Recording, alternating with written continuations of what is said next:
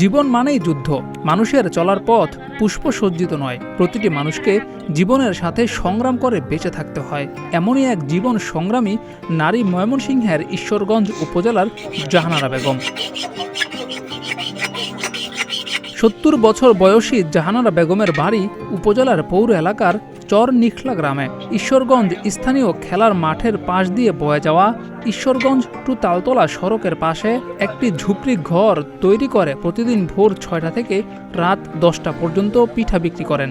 এই পিঠা বিক্রির টাকায় চলে তার সংসার। ছোটবেলা থেকেই বাবার অভাবের সংসারে বেড়ে উঠেছেন জাহানারা বেগম। জীবনের কোনো শখ পূরণ করতে পারেননি বাবার অভাব অনটনের সংসারে।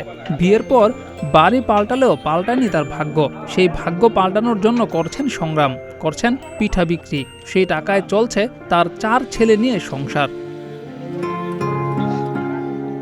জাহানারা বেগম জানিয়েছেন, সারা বছরই তিনি ভোরবেলা থেকে শুরু করে রাত পর্যন্ত চালের গুঁড়া দিয়ে চিতই পিঠা এবং ভাপা পিঠা তৈরি করে তা বিক্রি করে থাকেন। প্রতিটি চিতই পিঠা এবং ভাপা পিঠা বিক্রি হয় মাত্র ৫ টাকা মূল্যে। বাবা চললে তো বেচা কিনা বইয়ে তখন তো মাদ্রাসাটা একটু বেচে দিতে কম।